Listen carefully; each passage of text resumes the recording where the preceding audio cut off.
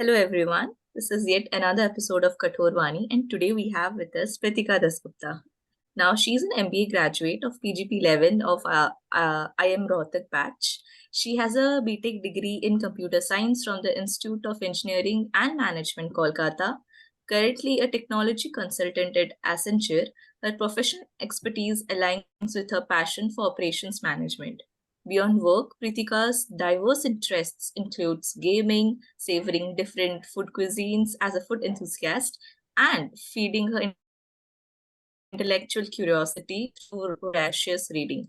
So, Pritika, since we know you have a background from computer engineering, we like and here in MBA also we have people coming in from diverse backgrounds. We would like to know what are the differences and opportunities people have when they are with a background of computer science or a BTech, let's say, and then pursue an MBA after that. So, what are the differences and opportunities you could feel person who pursues MBA and person who does not pursue MBA from engineering background? So from a simple engineering background, when you mainly work for IT companies, right, you are only offered a role as a software developer. And usually if you continue with your BTech degree and do not go for any higher degrees, you will slowly gain business knowledge over time. And after like 5-6 years of experience, you might be promoted to a consultant or a solutions architect or pre-sales or something. But if you go for BTech and then MBA, those roles will come to you right after your MBA. Like right now, I'm in a consultant level, but if I had been continuing with my job at TCS as a software developer, to gain that kind of business knowledge that we learn in MBA, that would have taken me like 5-6 years. So that would have built up slowly. And then I would have gotten those opportunities probably.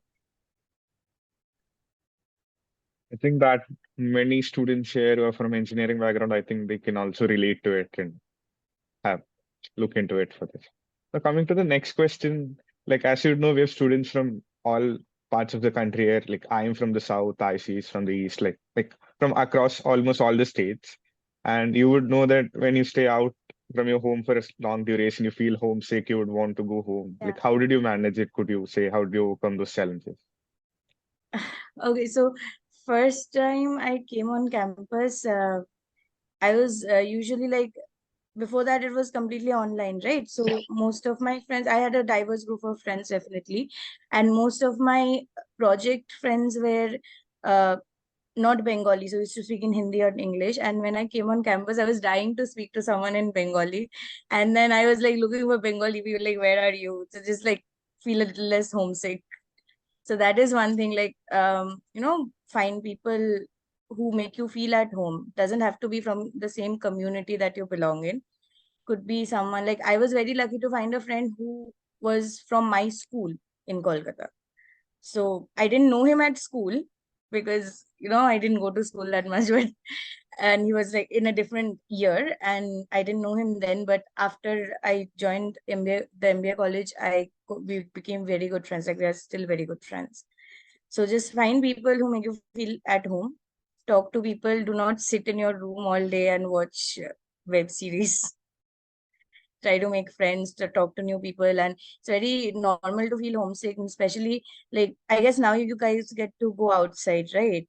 We didn't get to leave the campus, which was not a very smart rule or useful rule, because the staff and teachers and everyone else was allowed to leave campus, just the students were not. So it's not very useful, but it was even more boring. So we had like parties in our dorm rooms and stuff. So it's very important to communicate with the people around you. Thanks. It was great, and at the same time, I could relate to you as well because I'm also feeling constantly homesick. Uh, Right. so, ap- so apart from that, you were also a volunteer for animal welfare organization. So, what Mm. sparked your interest in becoming a volunteer for animal welfare organization? And can you share some of your involvement or instances in specific campaigns and initiatives that you have taken in this field? Okay, so I was from a very young age, I actually really loved animals and tried to work for them as much as possible. Like, I do not support that, or do not, rather, I am not against people eating meat. I'm just against animal cruelty in general. Like, eating meat or and all of those things is a part of like nature, like circle of life and all stuff. But animal cruelty in general and just being cruel or hurting animals for no reason really used to make me like very upset from a very young age, like when I started to understand how the world works. So I always wanted to do something for them. So I started small, like I started with my local animals. I used to do like small treatments, cuts and bruises, used to feed them. Like, I live in a very good community. Everyone here cares for our local animals, and there are many aunties and uncles who feed them regularly twice a day. So that was good. And I during lockdown, actually, I found three, four abandoned animals, like just a couple of months after lockdown. Because during lockdown, what happened was there was a huge increase in people buying dogs and cats as pets, right? Because they got bored at home. And after a couple of weeks or a couple of months, they realized that they cannot take care of them. And they decided to just throw them out. So I found a lot of those when I was like going around feeding dogs. I found a little puppy, like a little lab puppy, who was thrown in a pond in a plastic and like tied up plastic and stuff. So it was very, how should I put it? Like, it was a very shocking sight to see like a little puppy thrown like that. So after that, I looked up online for local NGOs, animal NGOs, which I could be a part of. And I found one of them which I really liked, which is called Fur Folks. And they are actually based out of different locations in Kolkata, but mostly it comprises of students and young people like us. So we volunteer our time and we ask for donations for treatments and everything. And also we have to contribute as well. Like, if you're a member of Fur Folks, you have to at least contribute like 200 to 200 rupees per month to the donation box from our side. And what we used to do is during lockdown, we used to go out and feed dogs. Like, we used to cook in our homes and feed dogs. We go for vaccination drives. Then there are a couple of people in the organization who have done sterilization drives. I've not been a part of those. And then donation drives and fostering. Mostly what I used to do was fostering dogs. So whenever some dog was rescued, I used to foster them in my house because we do not have a shelter. Everyone who does this works out of their own house. So we used to keep the dogs in our house and like hope that they get adopted, because if they didn't, they were left with us. So I have two dogs which unfortunately didn't get adopted, so now they are with me. So that's how what life is. Unfortunately, for since the beginning of this year, around March this year, I had to stop working for them because I've been constantly moving from Bangalore to Kolkata and here and there. So I was not able to volunteer my time or efforts. But prior to that, I used to do the best that I can. I actually also held like a donation drive on campus when I was in second year. And it was very fruitful. Like, a lot of people donated, raised around like 15,000, which was amazing for us. So it helped with a lot of those funding, a lot of vaccinations and glowing collars for dogs at night, all of those things. So if you guys are dog lovers or if you want to contribute, please, it's not necessary that you have to contribute to Fur Folks. There are a lot of NGOs. Just do a little bit of research beforehand, because some of them are frauds, but please make sure to give back to the society, because after MBA, like, I feel like after our MBA, we'll be earning a good amount, right? Not bad. So we should always find ways to give back to the society. And I feel it also becomes imperative because once you start working, there should be a sense of purpose. There should be something Yes. that to which would motivate and push you beyond Right. work that you would like to do. And it's a great interest, I would say, helping animals. Plus, since I think you are currently staying working from home, or do you have to visit office? I'm working from home, but I've been to Bangalore a couple of times, so I have taken a transfer to Kolkata. I've been to Bangalore a couple of times, and usually I try to go once a week to office just to meet my colleagues. It's not mandatory, but still like to go. Yeah. I think it's a great interest to keep you going and to put you out of bed every morning that you're doing, Yeah. contributing something to a better world. So now we'll be having a fun round. So basically, we'll ask in one word, you have to choose either first option or the second option that I'll be saying, and then maybe you could give your take. Why are you choosing that? Maybe, right? Mhm. So, Yeah. cats or dogs? Dogs. I mean, cats show me a lot of attitude. Right. Next, series or movies? This one is hard. Like movies, because sometimes series goes on for too long, and then I forget how it started in the first place. Like it goes on for like 15 seasons, especially anime. It just doesn't end. Uh, morning lectures or night lectures? Oh, night lectures, definitely. I'm not a morning person. I used to go to First college, like year it of was winter. you continue. Sorry, yeah, it was winter when I went to college, right? And it was winter in Rohtak. So, and we had those, sometimes we had those 8:30 lectures, and I used to sit at the back of the class with my hoodie like this, and then muffler and everything, with a cup of coffee. I used to be like, please don't talk to me, anyone. Please don't look at me. And sometimes I even fell asleep. One time, it was an ITCM class, and I asked ma'am to be excused, and I went outside, and then I was so sleepy, I just didn't come back. I went to my hostel room and fell asleep. Yeah, I got a lot of Winters are scolding. yet to come. Let's see. Here, well, for us, winters are yet to come. Let's see what No, happens don't November, do that. Like, December. don't take this as an example of how to be in Yeah.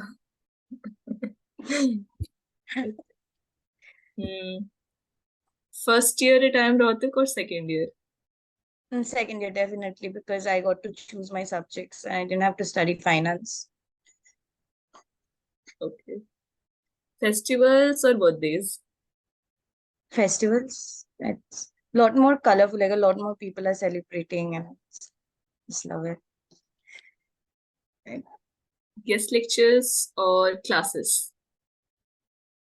I feel like guest lectures have never been very useful, and I don't think a lot of people pay attention there anyway. So classes definitely, like especially if you have a good teacher, like um, Piyush sir was good, then SKP sir. Then if you have a good teacher, then classes are really helpful and fun, and a lot of this knowledge will actually help you guys out in your jobs as well. Because our syllabus is continuously updated, right? Like for bachelors, our syllabus is like from 20 years ago, but here the syllabus is continuously updated, so it's very useful for the future. Right. Continuing to the same, since you talked about uh, lectures and gaining knowledge, etc., I would like to know that can you tell us about one of the interesting projects that you have worked on till now uh, in your organization, something that is a highlight or you'd like to share In in your professional college journey? or in my profession? Okay. Yeah, so In the work, at work. yeah, the first project, actually I'm in a change management role, and the role itself is very interesting. I've worked on two projects till now, and the role itself is so interesting because it is cross platform. So change management, do you guys have HR subjects, any of you? Yeah, so you'll learn about change Yeah. management, basically helping stakeholders transition into a new software or a new way of working. So we're just trying to manage the change that they are facing. So it is a cross-platform skill. It is mostly a soft skill, and it is very cross-platform. So I've worked in uh, SAP, but I worked in two different modules of SAP till now for my both of my projects, and I get to work with stakeholders from all over the world. So in my first projects, I was working, my client base was in Asia Pacific region, and my developer and the development team was in USA, South America, that region.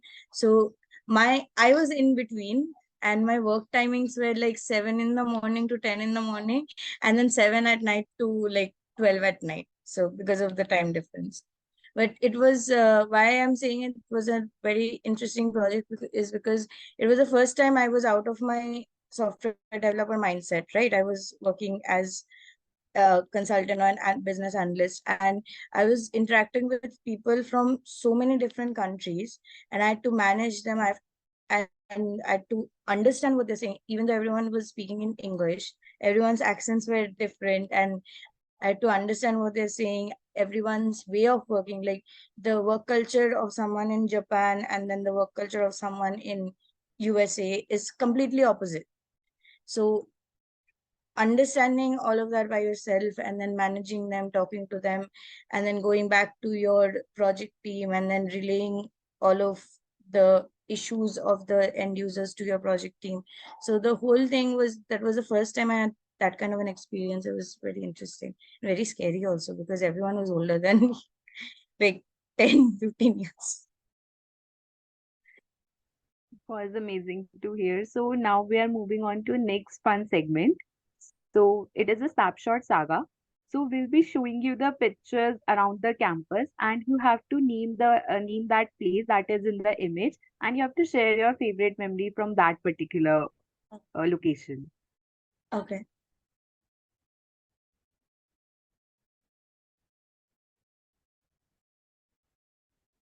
So first picture is this. Oh, this is the road that went to that ICICI bank, no? Yes. Right. Yeah, my favorite memory here, I used to go on a lot of walks around this entire area at night. So that would be my favorite one. Like 3-4 of us used to just walk for like an hour if it didn't have morning classes, that is. So it was very nice. It was like very quiet and very calm.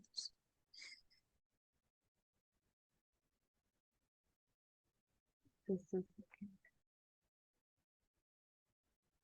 this is the next picture. This is teachers' dorms, right? Behind there. No, Yes, some part of it that you Back of not see the exactly. beyond that road. Yeah, those are the teachers' dorms. This was that area in front of it. Yeah, I haven't been here much because I was always scared to be spotted by some teacher. But yeah, I've actually not been here that much. There's a basketball court nearby, right? I used to come and play there a couple of times. And the last picture. Uh, this is also in the same area. Like this is near the IPM hostels, no? Or I don't remember this place much. It Or is is this near the the doctor's? ICICI Bank. Oh, Yeah, oh, the doctor's house, right? yes. Yeah, I've been to the doctor's once. He was not very helpful. I had COVID. He gave me a paracetamol and he's like, go sleep.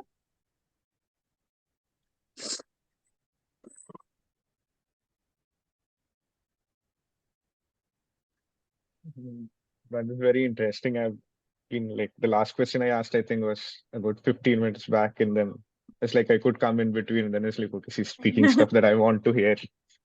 So I think we're almost at the end of this conversation. And at last, I would want to ask, like, since what suggestion would you give everyone to make the best of their time at campus, what they can learn from, what they should look out for, particularly? So I do not have any advice from a learning perspective. Everyone here has worked very hard to get into this college. So we all know how important our studies are. But I feel like we should also be very involved in extracurriculars. And I do not just mean like clubs and committees. We have a very beautiful campus. We have a gym, we have a basketball court, we have badminton courts, we have a lot of open space. And I feel like, everyone should make the most of it. Like play a sport with your friends, spend some time walking around the campus, spend some time going on trips from the campus, because Himachal is very nearby.